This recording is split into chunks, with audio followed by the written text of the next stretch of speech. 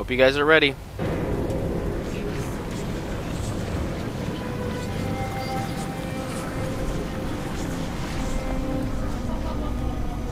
Remarkable.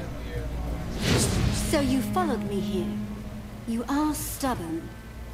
And I admire you for that. But you should never have come. I have restored the Archons to life. Just as I promised. All this for what? To win a crown? Yes. To take back this kingdom, as is my right. The Archons are not all that has returned. The power of creation still lives in this grove. What's up? And anything can be born anew. I'm doing. Even the creator gods themselves. I fear that we are perilously close to witnessing thaumaturgical history, and then dying horribly. Dungeon Siege 3. Not bad.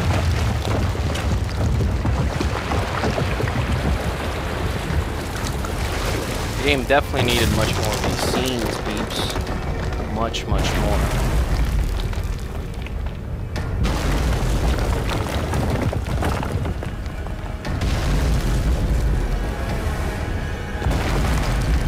Alrighty then.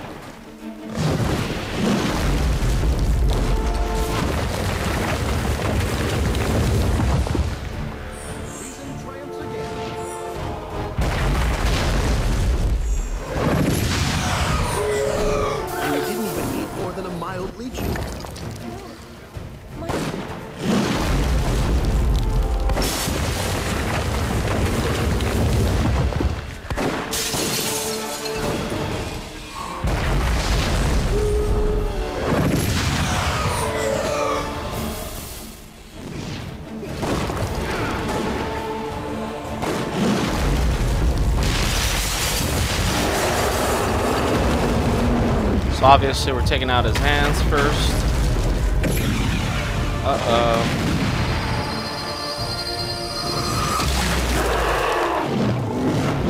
That's pretty sweet.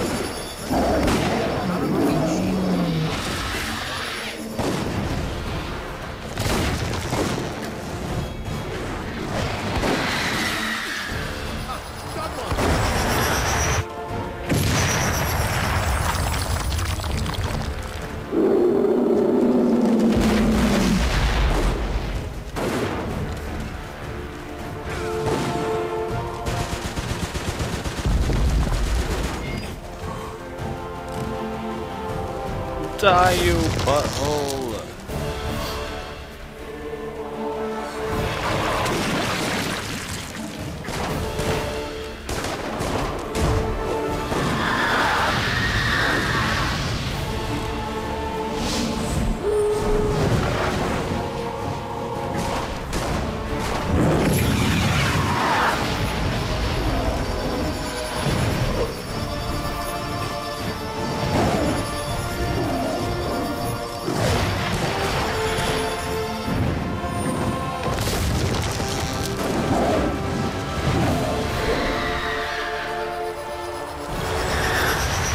Oh.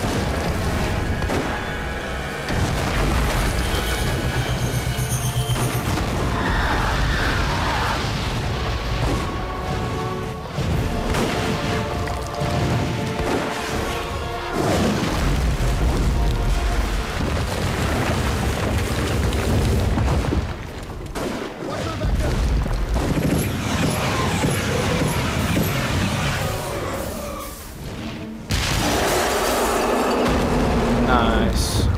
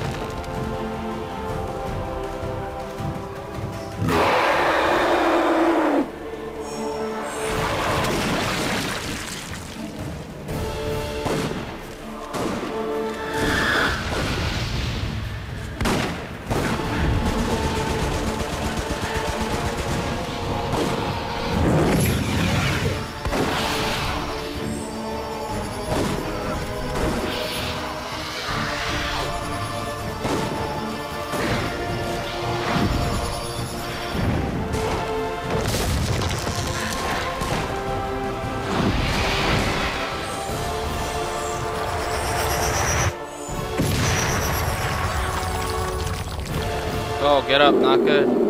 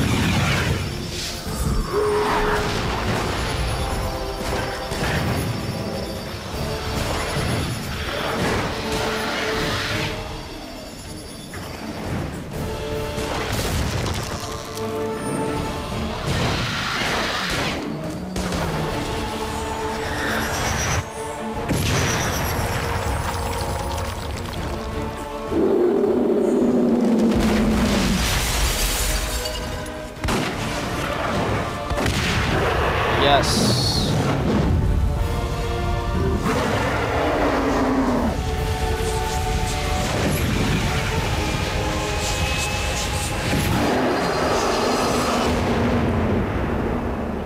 I think I did it, guys.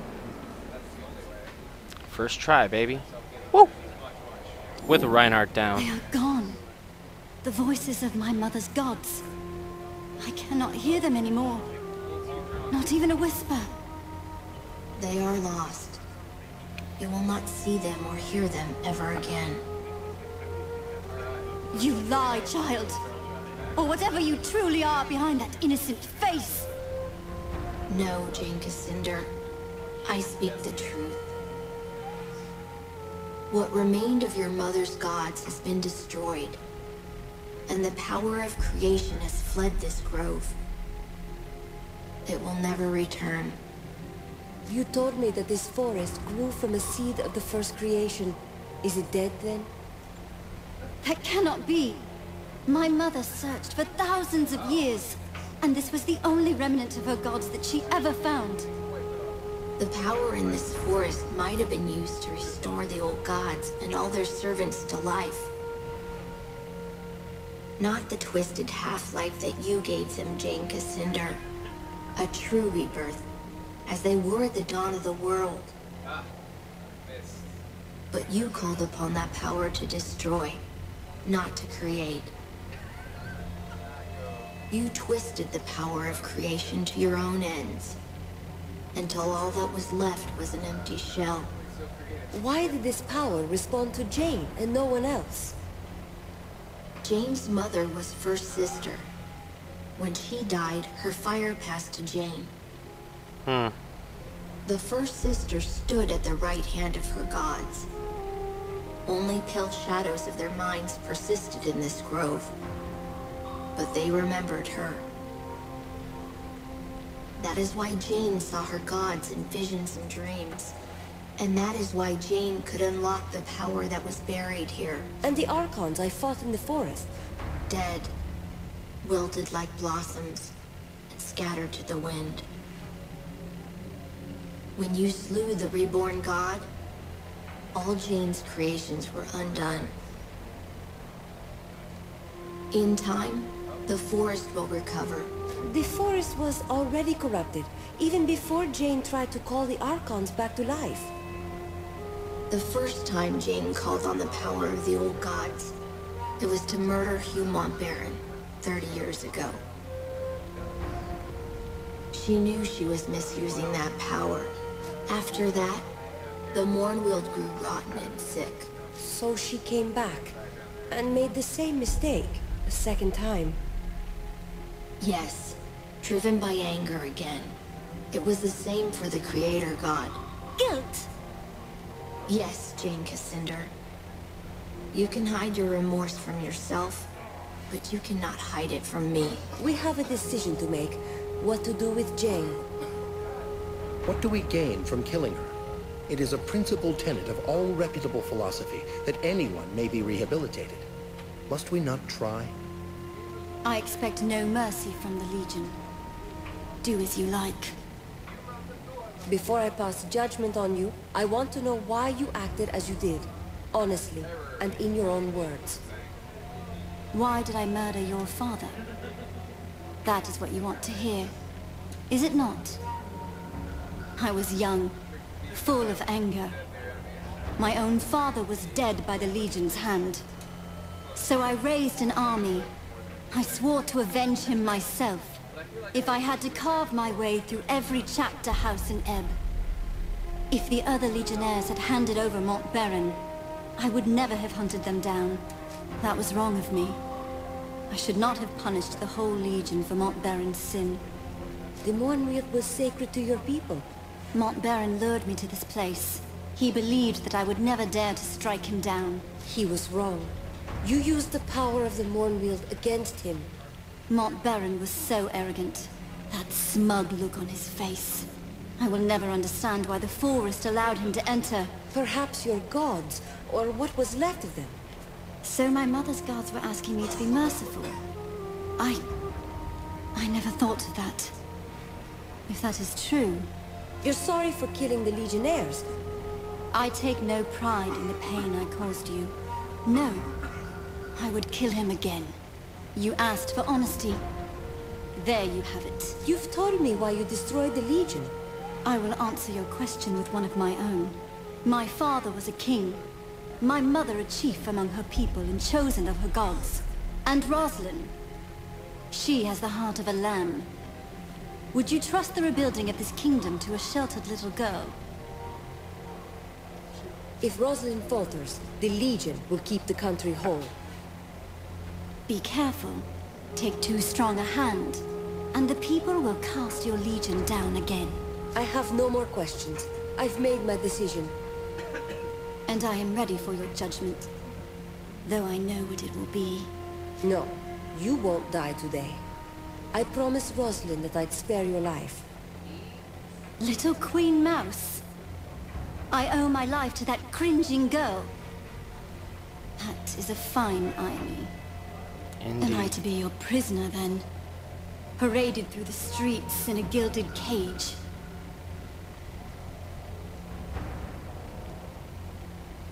Atone for all the suffering you've caused. Help us to rebuild the kingdom. Maybe build more colleges and less oversized fortresses this time around? You are not the Legion I remember. Very well. You have my promise. I will use what influence I have to help you heal this country. Let the war between us end. By those words, Jane Cassinder, you are bound to the Legion now. It's over then. For now, you deserve a rest. But it may be short-lived. We need to build our strength and train more Legionnaires. You will find many willing to join the Legion now, and you will need them soon. But you've shown yourself to be fair, as well as strong. All this theology is making my brain itch. We part ways then. I will be watching, and one day, I will see you again.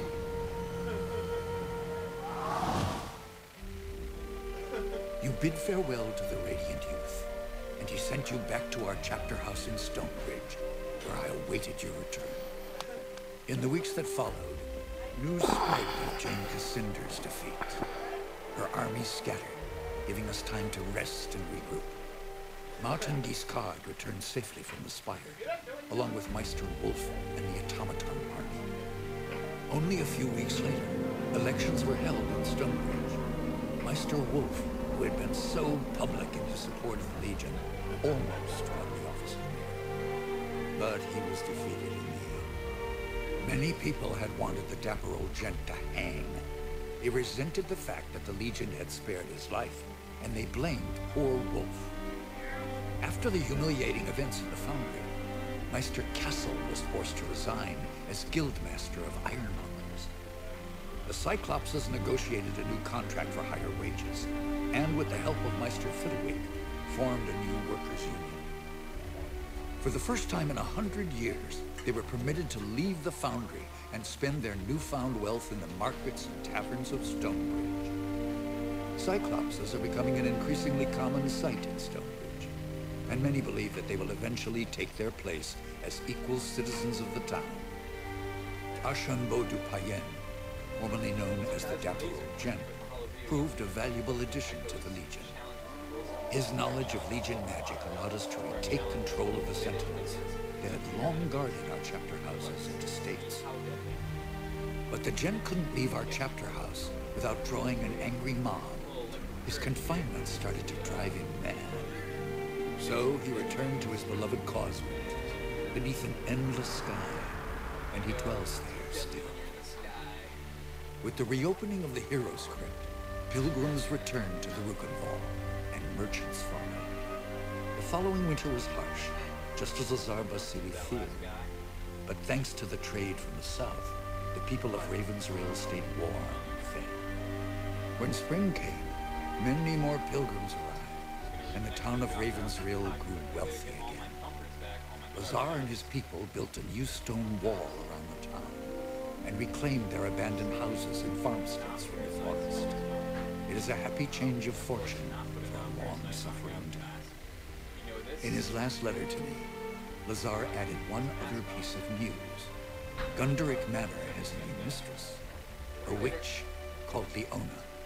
The manor has become a gathering place for scores of Lascanzi witches, many of whom are apparently quite beautiful. Lazar reports that the young men of Ravensrill have also begun frequenting the manor, much to the irritation of their mothers and wives. Since the local men will not hear any talk of banishing the witches, it appears that Leona and her people have found a new home, which was perhaps what she intended from the start. Queen Rosalind abandoned Glitterdelve, embarking on a tour of all the cities and towns in the West, meeting as many of her subjects as she could. The Queen showed all the energy of youth, And I think she fully expects to reunite the country in a matter of months, not years. Reality may not be so kind as Lord Devonsey has tried to make her understand. In truth, the future of this country depends more upon what we decide. If she doesn't have the Legion behind her, the Queen is only a single voice, well-meaning though she might be. As for Devonsey himself, I think the man was impressed by your decision to spare Jane Cassinder, as the Queen had asked. When he last visited Stonebridge, he spent a great deal of time in our chapter house. I believe he might actually be willing to rejoin our ranks, if we choose to accept him. Rajani and her sisters returned to Stonebridge, quietly and carefully disguised. Jane Cassinder's defeat affected them deeply, though not in the way I expected. Their devotion to Jane was replaced by a deep admiration for your companion, Anjali.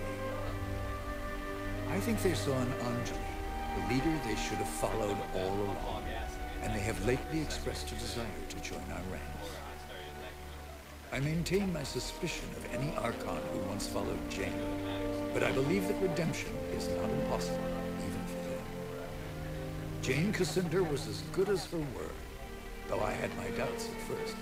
She returned to the cities and towns of the East and urged the people to end their war with the Legion and the Crown. Jane's repentance was heartfelt, and many were swayed by her words. But others have not been so compliant. The Church Synod and Bisselberg, who once called Jane a saint, have declared her apostate and threatened her life. Though Jane refuses bodyguards of any kind, Queen Rosalind fears for her life. And if anything befalls her, our gains in the East may yet be lost. As for the Legion, the rest of our story is yet to be told. We have a nation to reforge, a fellowship to rebuild, and old enemies who would see us destroyed. And we have questions to decide. Who will assume true power in Ebb if the nation is restored? And who will take the mantle of Grand Master? But these matters I leave for another chronicle, and another time. Whatever happens, know that you will not face the future alone. The Legion will stand by you, always.